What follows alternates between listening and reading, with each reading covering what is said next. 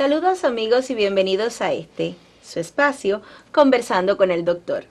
Unos minutos dedicados a compartir conocimientos y recomendaciones para llevar una vida más saludable. Quédese con nosotros. Desde la antigüedad los médicos han luchado con varias enfermedades cuyo origen no entendían. Solo con el paso del tiempo estas dolencias fueron plenamente comprendidas y tratadas. Esta tarde conversaremos sobre algunas de las enfermedades de transmisión sexual. Como invitado tenemos nuevamente con nosotros al doctor José Rafael Ruiz Abrán, especialista de primer grado y profesor de medicina interna del Policlínico Universitario Romari Coro. Muy buenas tardes, profesor. Buenas tardes, Navy. Buenas tardes, amigos televidentes. Para comenzar, ¿a qué se le llama enfermedades de transmisión sexual? Las infecciones de transmisión sexual son afecciones clínicas infectocontagiosas que se transmiten mayormente por la vía sexual, independientemente de la manera en que ocurra el contacto, sobre todo cuando se realizan un sexo desprotegido, un sexo no seguro. O sea que estas son afecciones que llegan de una persona a otra a través de la vía sexual. Es importante saber que son múltiples los agentes infecciosos que pueden causar estas enfermedades. Por ejemplo, tenemos bacterias como el gonococo, las clamidias, entre otros gérmenes, también virus como el causante del VIH-Sida, la infección por el papiloma humano, que son virus causantes de algunas de estas enfermedades. Y también hay otros virus que generan hepatitis especiales, llamadas hepatitis séricas, como la B y la C, que se transmiten por la vía sexual. Finalmente, también hay hongos como las monilias y trichomonas, que son protozoarios que pueden transmitirse a través del acto sexual. En resumen, esto es lo que se conoce como infecciones o enfermedades de transmisión sexual. ¿Y cuáles son las más comunes? Bueno, en realidad, a través de los años se han ido conociendo la mayoría de estas enfermedades. Las más comunes, que todavía en la actualidad muchas de ellas existen, son varias.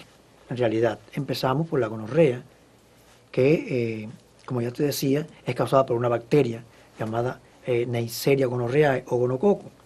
La sífilis, que es una enfermedad muy antigua, que aún en la actualidad pues perdura de cierta forma en la población, fueron las primeras que más o menos se conocieron. Después aparecieron otras llamadas enfermedades venéreas, como se denominaba hace un tiempo, como el linfogranuloma, las uretritis por clamidia, las infecciones por el papiloma virus, o sea, los condrilomas acuminados, y finalmente, en los años 80 del pasado siglo, surge la gran epidemia del SIDA, que se extiende hasta nuestros días, siendo una de las más letales y difíciles de controlar de las enfermedades de transmisión sexual. O sea que esto es a grandes rasgos cuáles son las más comunes y de las que hablaremos en este espacio, los aspectos más fundamentales.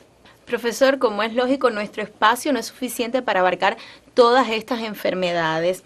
Por eso le propongo tocar las más comunes. ¿Qué le parece si comenzamos con la gonorrea? Me parece bien, Navy. Vamos a comenzar por la gonorrea. La gonorrea o uretritis gonocóxica, como también se le llama, es una enfermedad infecciosa de origen bacteriano causada por un germen gram positivo denominado Neisseria gonorrhoeae o gonococo, que pues se adquiere a través del contacto sexual íntimo entre una persona infectada y una persona sana.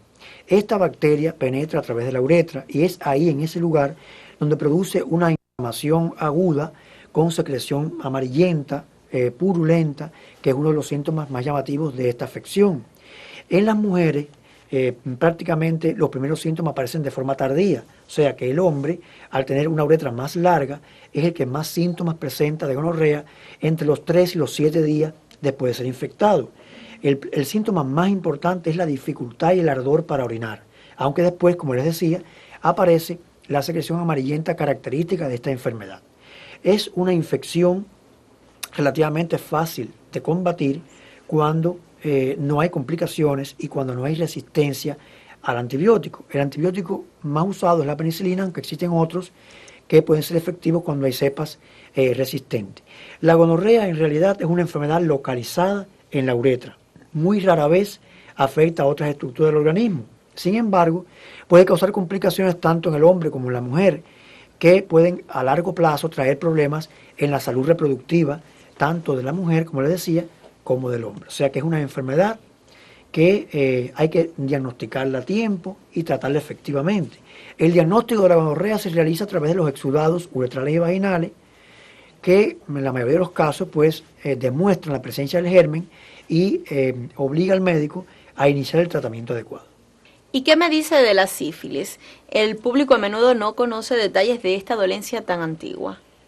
Bueno, realmente, como tú dices, Navy, la sífilis es una enfermedad muy antigua que, como dato curioso, puedo decirte que vino a América durante la conquista a través de la presencia de los europeos en aquellos años, finales del siglo XV. Es una enfermedad de origen bacteriano causada por el Treponema pallidum, que es un tipo de espiroqueta que causa la sífilis. Se adquiere a través del contacto sexual entre la persona infectada y la persona sana. Este germen penetra generalmente por las mucosas, lo mismo las mucosas de los órganos sexuales como de la mucosa oral, o sea, de la boca. Y cuando penetra al organismo, al cabo de un tiempo, aparece una lesión ulcerada que se denomina chancro sifilítico, el cual cura espontáneamente en 3 o 4 semanas.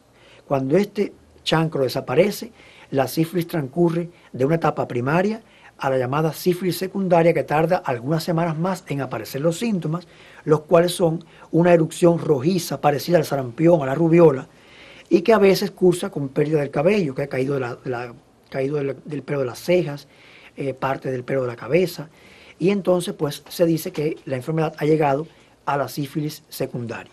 Una vez que durante unos meses el paciente está sin diagnóstico y no se trata, si esto ocurre, la enfermedad transcurre a su etapa final, o llamada sífilis terciaria, muchas veces denominada neurosífilis, porque es una etapa tardía de la enfermedad que afecta a muchos órganos, como el hígado, los riñones, el vaso y el cerebro, donde generan muchos síntomas. La sífilis terciaria ya es una etapa irreversible de la enfermedad que deja secuelas que pueden llevar al paciente a un periodo de gran sufrimiento y de muerte segura.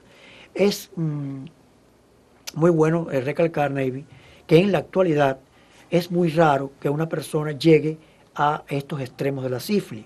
O sea, el uso de los antibióticos ha acortado la evolución de esta enfermedad, y cuando se utilizan adecuadamente y de forma precoz, pues la sífilis puede ser una enfermedad perfectamente curable. Sin embargo, no ocurre lo mismo cuando hay un diagnóstico tardío o cuando en realidad se desconoce a qué se debe los síntomas que estamos presenciando. Por tanto, es una enfermedad que hay que protegerse y que se evita con un contacto sexual protegido.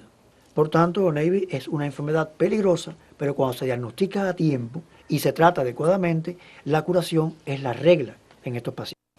Doctor, sin dudas, la enfermedad más peligrosa y a la que muchos le temen es a esta que le voy a mencionar ahora, el SIDA, porque no tiene curación. Dígame algo sobre esta enfermedad. En efecto, Navy, el SIDA o síndrome de inmunodeficiencia adquirida es una enfermedad de carácter epidémico que surgió en los años 80 del pasado siglo como una epidemia que fue extendiéndose de manera lenta a todos los países del mundo. Es una infección viral causada por un germen llamado virus de la inmunodeficiencia humana. Es un retrovirus que penetra en el organismo a través de varias vías. Una de las fundamentales, por supuesto, es la vía de la transmisión sexual, o sea, a través del contacto sexual desprotegido entre personas sanas y personas contagiadas. Esta enfermedad tiene sus características muy particulares. En primer lugar, pueden aparecer los primeros síntomas de la enfermedad al cabo de casi 10 años del contagio. Quiere decir que tiene un periodo asintomático muy largo, durante el cual muchas personas creen que no hay transmisión y sí hay contagio de la enfermedad. O sea, los pacientes seropositivos que aún no están enfermos, pues pueden transmitir la infección a personas sanas, y eso hay que tenerlo muy en cuenta. La enfermedad comienza en los síntomas, como les decía, prácticamente a los años de haberse contagiado el enfermo. El virus afecta lentamente el sistema inmunológico, sobre todo los linfocitos T, que van siendo afectados y perdiendo su capacidad para defender al organismo. Cuando este proceso de deterioro del sistema inmunológico ya es avanzado, aparecen los primeros síntomas de enfermedades oportunistas, infecciones, tumores malignos, en fin, toda una serie de procesos que nos dicen claramente que la enfermedad ha comenzado a destruir de manera acelerada las defensas del organismo. Actualmente no existe un tratamiento curativo para el VIH. Sin embargo, los cócteles de antirretrovirales pueden retrasar, pueden reducir la cantidad de virus en el organismo y retardar los síntomas de esta enfermedad durante años, lo cual no quiere decir, por supuesto, que sean capaces de erradicarla. Pero ya en países donde hay una cobertura de salud avanzada, el VIH es una enfermedad que se extiende por años. No obstante, a todo eso es muy importante saber que el SIDA se transmite mayormente por vía sexual, pero no solamente por esta vía, sino también a través de jeringuillas infectadas, transfusiones de sangre, trasplantes de órganos y la transmisión llamada materno-fetal cuando la transfiere la madre a su hijo durante el embarazo. En resumen, Neive, que el SIDA es una enfermedad temible, aún sin cura, que puede evitarse con el uso del preservativo y otras medidas de protección. Doctor, ¿y de las restantes enfermedades qué debemos saber? Bueno, a grosso modo nos quedan algunas por mencionar. En primer lugar, tenemos los condilomas acuminados. Es una enfermedad viral causada, como te decía, Neive, por el virus del papiloma humano, del cual existen casi 100 serotipos diferentes.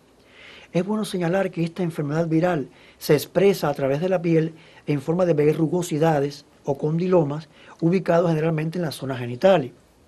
Los virus del papiloma humano son unas cuantas especies, sin embargo, aproximadamente una docena de ellas son muy peligrosas porque pueden generar cambios de tipo canceroso a nivel del útero femenino y otros órganos. O sea que, salvo estas especies de virus que son cancerígenas, las demás producen los condilomas comunes que conocemos. El tratamiento del condiloma acuminado prácticamente es estético, o sea, se pueden tratar las verrugosidades, pero solo el sistema inmunológico es capaz de destruir el virus. O sea, no existe un medicamento capaz de destruir completamente el virus que causa esta infección, o sea, los condilomas acuminados que se transmiten por contacto sexual. También tenemos otras enfermedades que no hemos mencionado en detalle, que son las hepatitis séricas o transmitidas por el contacto sexual, entre otras formas, que son la hepatitis B y la hepatitis C. Estos tipos de hepatitis están causadas por virus propios de cada una de ellas que se transmiten a través del semen. Son muy peligrosas porque a veces cursan mucho tiempo sin síntomas apreciables, o sea, no se puede detectar por los síntomas, y en algunos pacientes generan cambios crónicos irreversibles en el hígado como la cirrosis y pueden también ser causa a largo plazo de tumores hepáticos, o sea, de cáncer de hígado. Por eso es tan importante, a manera de resumen, en todas estas enfermedades que hemos mencionado en la tarde de hoy, la prevención, el uso del preservativo y las técnicas para tener un sexo más confiable, o sea, un sexo que implique el menor riesgo posible, por ejemplo, evitando la promiscuidad sexual, los cambios frecuentes de pareja y siempre protegerse. En el caso del hombre es mucho más sencillo a través del preservativo, pero es la única forma de evitar estas enfermedades, muchas de las cuales ya hemos visto no son tan peligrosas, pero otras, desgraciadamente, pueden no ser curables y traer serios problemas. Doctor, creo que como siempre hemos aprendido cosas nuevas y útiles para cuidar nuestra salud. Le agradecemos por dedicarnos nuevamente su tiempo. Un placer, Neive. Y a ustedes, mis amigos de siempre, yo los invito a un nuevo encuentro para juntos aprender interesantes temas médicos y de salud. Aquí, conversando con el doctor. Hasta la próxima.